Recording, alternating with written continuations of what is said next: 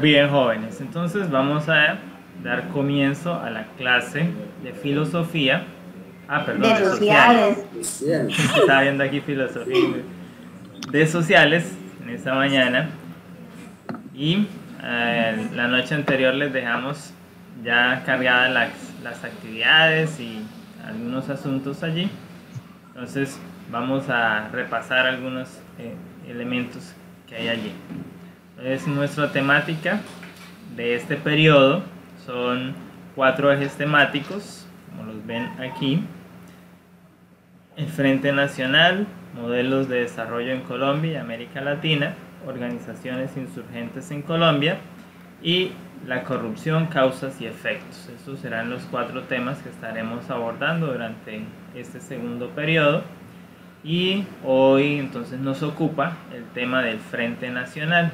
Y aquí ya tenemos el contenido, que es lo que vamos a revisar a continuación. Recuerde que usted puede descargar estos documentos y recuerde también tomar nota de lo que estamos puntualizando acá en la clase, pero en casa usted puede ampliar más estos aspectos, puede revisar todo lo que implica la actividad o todo lo que está allí. Es una presentación PowerPoint que es la que vamos a usar ahora en la clase, pero usted la puede tener, descargar allí y organizar mejor entonces sus apuntes. Y también está entonces esta actividad, esta tarea, que es para revisar este documental de lo que fue los tiempos en el momento del Frente Nacional. Y allí está entonces propuesto la actividad y la fecha para cuando deben hacer la entrega, que se les está dando 8 días de plazo. Eso es lo que tenemos entonces en este momento en las actividades para el Classroom. Entonces ahora vamos a ir al contenido, a la presentación del Frente Nacional. ¿Profe, está grabando pantalla? Sí, señora. Bueno. Entonces el Frente Nacional es un periodo... Es que no estoy usando el de Zoom porque si se nos corta no me sirve. Decíamos el Frente Nacional. Bueno, hago un paréntesis allí. Entonces, si la clase se corta, usted me da un minuto para yo reconfigurar y vuelve y le da clic al mismo link y entonces accederemos nuevamente a la sala. El Frente Nacional es un momento histórico que lleva a Colombia a partir después de lo que fue nuestros contenidos anteriores, de lo que conocemos como el periodo histórico de la violencia bipartidista. Justamente es un pacto que hacen los partidos para darle un respiro al país, para darle un aspecto de tranquilidad. Y pues se hace a través de unas elecciones, pero esto está enmarcado, o sea, tiene un previo momento donde el país vivió algo como una dictadura, justamente la dictadura de el general Rojas Pinilla, quien había dado un golpe de estado a un gobierno, lo había derrocado y así entonces había llegado a ocupar inicialmente de manera transitoria, pero se quedó allí puesto en el país, como muchos otros que en Colombia llegan de manera transitoria y se quedan ahí. Entonces, el Frente Nacional es esa coalición bipartidista. Está establecida entre los dos partidos, pues de momento, aunque ya para ese momento histórico ya habían otros partidos minoritarios, pero no tenían fuerza política. Entonces estos dos, que eran los partidos hegemónicos, son los que hacen esa coalición para quitar del medio a la izquierda en ese momento, al socialismo, porque eso era lo que representaba el general Rojas Pinilla y su administración. Sin embargo, pues cuando nosotros estudiamos, ¿no?, en este momento la historia de ese periodo de gobierno, encontramos que se hicieron buenas cosas en favor del pueblo y de las clases menos favorecidas. Así que pues no todo fue negativo en ese gobierno. Sin embargo, pues para la clase política de nuestro país eso era una amenaza y ellos no iban a permitir que eso perdurara por más tiempo. Así que se pusieron de acuerdo y le dieron entonces fin a ese periodo. El acuerdo comienza en 1958.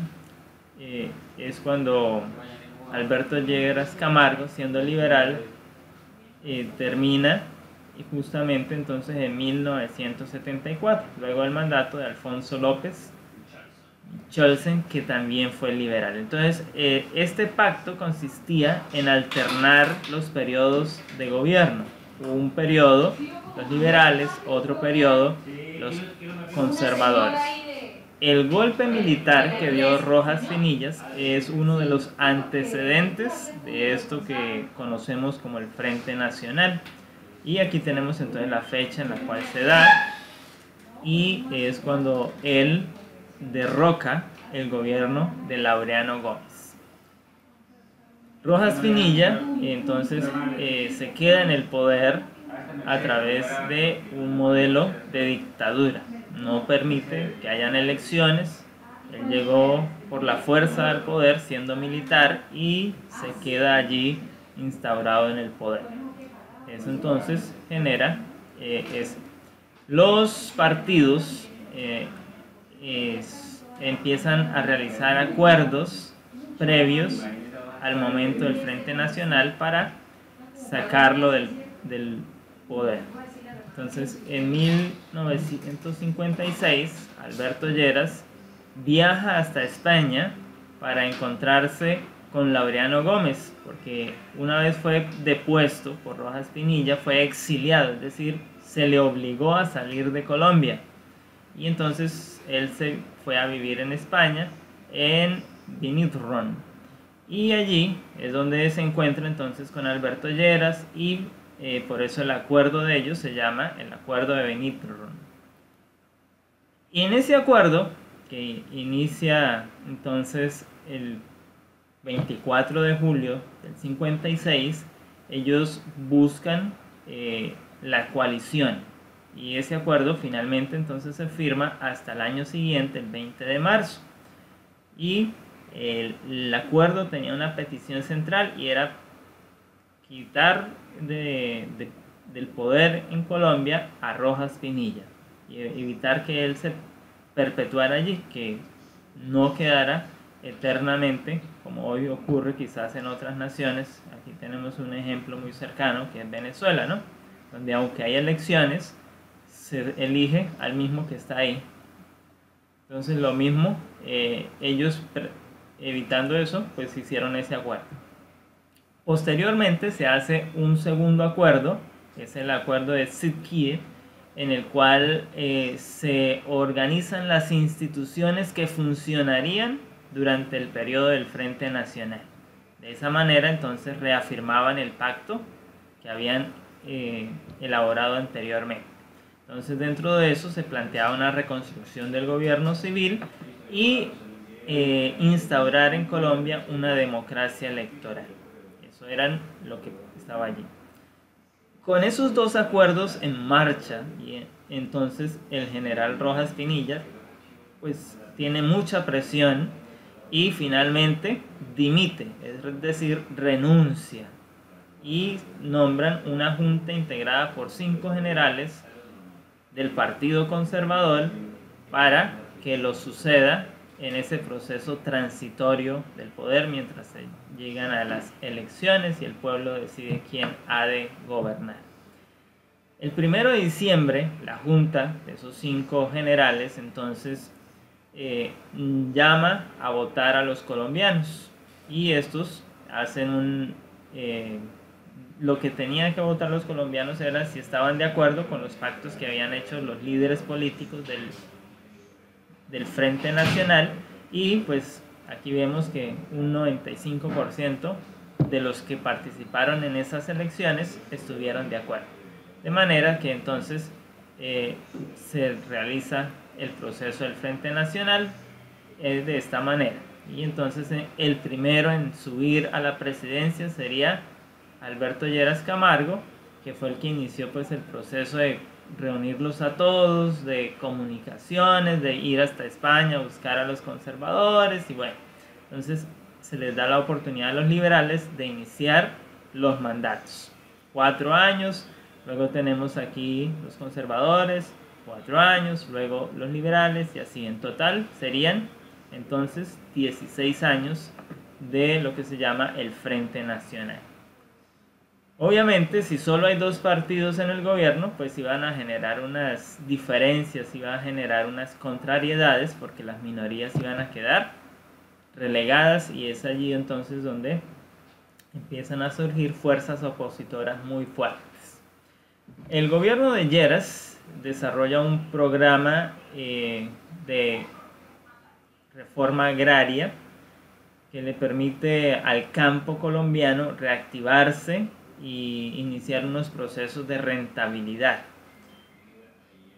Impulsa el mejoramiento de la educación pública, alinea a Colombia con la política internacional de los Estados Unidos, es decir, más en este periodo de la historia es cuando Colombia echa alianzas, esos lazos internacionales con Estados Unidos. Entonces Colombia es donde empieza a aparecer un hijo de Estados Unidos y a seguir las voluntades de los gobernantes estadounidenses. Para ese momento, quien gobernaba Estados Unidos era el presidente John F. Kennedy. Y entonces justamente se financió la construcción en Bogotá de un barrio que llevaría este nombre en alusión a esos pactos, a esas realidades. Luego el gobierno conservador del León Valencia entonces tiene que enfrentar un problema que son las repúblicas independientes. Son lugares que dentro del territorio colombiano empezaron a tener su propia autonomía, empezaron a desarrollar sus propios gobiernos, su propio estilo de ley, y esto era una amenaza para el gobierno central, así que ellos desarrollan una campaña de represión llamada Marquetía, y justamente en ese conflicto de Marquetía pues surge las Fuerzas Armadas Revolucionarias de Colombia, muy conocidas como FARC. En este mismo periodo histórico, la Junta Monetaria del país devalúa el peso frente a los modelos internacionales. Entonces la moneda nacional quedó valiendo menos, teniendo menos poder adquisitivo, y esto era una medida para apalancar la situación que vivía el país, pero obviamente a la hora de tener importaciones de productos pues nos afecta de manera sustancial, y lo mismo a la hora de entonces tener que exportar. Las importaciones, obviamente aquí vemos para evitar esas limitaciones, entonces se les exime de las licencias previas que habían concedido los gobiernos anteriores. El programa de drogas genéricas, que muchas veces alcanzaron hasta un 60% menos del valor comercial, es donde empezamos a vender medicina genérica. Es decir, la medicina genérica tiene un elemento que es quitarle propiedades al medicamento para hacerlo menos efectivo, pero que sea también más accesible a las clases minoritarias, a las clases bajas. Por eso hoy en día las EPS todavía siguen formulando estrictamente medicamentos genéricos. Usted va y le dan un acetaminofén, y no es el acetaminofén que debiera formularse, porque usted puede comprar un acetaminofén que se llama de tipo comercial, que sí es efectivo, y obviamente entonces el farmacéutico le va a decir, pero ese vale más, porque es uno que tiene todos los componentes activos. Eso es lo que tiene que ver aquí con las drogas. En otras medidas se implantó un modelo casi placebo para el tratamiento de las enfermedades. Y desde allí pues vemos cada día cómo va la salud en Colombia. Entonces eso empieza en un modelo conservador. El incremento de la inversión en la educación y las viviendas populares. Empiezan esos proyectos para invertir. Y aquí entonces tenemos los opositores, lo que decíamos, las repúblicas independientes, que eran auspiciadas por la izquierda, y algunos eventos cívico-militares de marchas de oposición.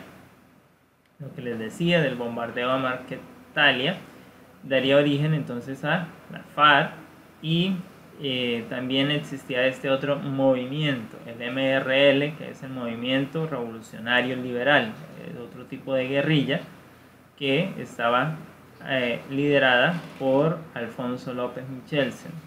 Era una fuerza política más que armada, pero era entonces también de tendencia izquierdista. Luego tenemos el gobierno de Alberto Lleras, que ya empieza a tener relaciones fuertes con el Fondo Monetario, esa entidad internacional que presta dinero a los países que no tienen cómo desarrollarse, que necesitan inversión, y para ese momento Colombia estaba endeudada con el Fondo Monetario y este exige que se le pague lo que se le debe. Y este gobierno pues decide pagar esa deuda, sí, pero hacerlo en cuotas y de manera lenta. Entonces eso le permite desarrollar la reforma agraria, es decir, hacer inversiones en el campo, tener otros dineros, recursos para ir invirtiendo, y así entonces también tener rentabilidad para ir pagando esa deuda. Suprimió el cambio de libre de las divisas, es decir, el gobierno empezó a manejar el cambio de la divisa. A través del Banco Central empiezan a decir la moneda nacional tiene este peso, los dólares van a valer tanto, y entonces ese cambio ahora estaba regulado. Se elimina la diversidad de tasa de cambio, se regula la inversión extranjera en Colombia, inicia la interconexión eléctrica del país. Antes de este periodo de gobierno habían desarrollado ya los fluidos eléctricos, los cableados para llevarlo, pero las empresas no estaban interconectadas, es decir, cada empresa atendía sus territorios, y si tenía un exceso pues no se vendía a otro, sino que se perdía. Pero entonces Alberto Lleras dice, no podemos estar perdiendo ese recurso. Si hay una región que tiene más, que puede producir más, podemos interconectar y dar a las regiones que no están alcanzando a suplir las necesidades en sus territorios. Introdujo la reforma constitucional del 68, que le daba más poder al Ejecutivo, es decir, al presidente de la República, para agilizar lo que era la parte administrativa. Durante su administración se crearon todos estos organismos en Colombia. Muchos de ellos todavía están funcionando al día de hoy. Así que aportaron bastante en ese aspecto. El Fondo Nacional del Ahorro, que todavía está vigente, el ICBF, el Inderena funciona al día de hoy, pero ya bajo otra modalidad. Ha cambiado, ha sido reformado y ha cambiado también de nombre. Proespo todavía está. Colciencia, sabemos que acabó de pasar de ser un instituto a formarse en el Ministerio de las Ciencias. Entonces vemos qué tan atrás han venido estos. También estaba entonces el IFES, que a ustedes les afectará dentro de algún tiempo, y Coldeportes, que también ya ha pasado a ahora ser más importante y a financiar otros proyectos para el deporte. La política exterior de esta administración, entonces se restablecen las relaciones con la Unión Soviética, esas que habían roto las primeras dos administraciones del Frente Nacional, vuelven a restablecerse, vuelve a haber diálogo, se recibe la visita en Colombia del Papa Pablo VI. Es la primera vez que un Papa viene a Colombia y eso pues entonces genera unas realidades y unos compromisos también para el país. Nos quedan 10 minutitos. Creó pues en marcha el Pacto Andino. Este es una institución de manera de la comunidad andina, de los países que están en los Andes, y busca pues la integración del comercio en la región. El centro andino en Bogotá está allí en la calle 72 y Colombia tiene un embajador en ese centro andino. Dio su aprobación al Pacto de Andrés Bello. Bajo esta modalidad se entregaron muchas ayudas educativas a los estudiantes pilosos y para que estudiaran entonces en las universidades, para que desarrollaran nuevos conocimientos. Por eso se habla de la integración de la cultura. Facilitó la incorporación de Colombia a los problemas internacionales. Entonces ahí hay unos grandes avances. Otras reformas entonces son estas que aparecen aquí. Finalmente queremos enfatizar de él que fortaleció la descentralización, es decir, le dio a las gobernaciones y a los municipios más fuerza para dirigir sus territorios, evitando que el gobierno central, es decir, que desde Bogotá se tuvieran que tomar todas las decisiones. Esto permite que haya entonces mejor administración de los territorios en Colombia. Y por supuesto también tuvo unos opositores que le hicieron contrapeso. Durante este periodo presidencial apareció un movimiento nuevo, el MOIA, que era el movimiento de estudiantes obreros de izquierda, con pensamiento social y económico, es decir, buscando la lucha de la clase obrera por buscar mejores salarios, mejores condiciones laborales, y también de los estudiantes para buscar mejores opciones y más ayuda para la educación. Luego está el gobierno de Misael Pastrana, que es el último de los 4 en la coalición del Frente Nacional. Este tiene aquí también la creación del Banco de los Trabajadores, y crea una ampliación de pensiones para cubrir las viudas y los huérfanos, organiza el subsidio familiar, lo que hoy llamamos Familias en Acción, empieza más o menos en esta época histórica bajo este nombre, un subsidio familiar. Se hicieron los centros comunitarios para la infancia y el Plan Nacional de Nutrición. Como vemos, entonces es un gobierno que empieza justamente por las protestas que enfrentó el anterior. Esta administración ve que hay que atender las necesidades de los menos favorecidos, de la clase trabajadora, y empieza a dar ayudas de tipo social.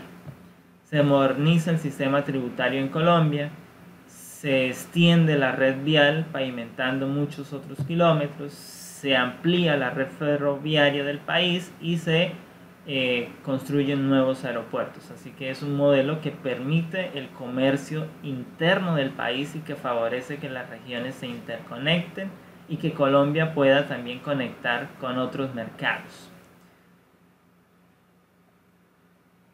Y también tenemos en ese mismo periodo el inicio de la explotación del Cerrejón, y inaugura la central de abastos de Bogotá, que hoy conocemos como Corabastos, siendo la más grande del país. El desorden.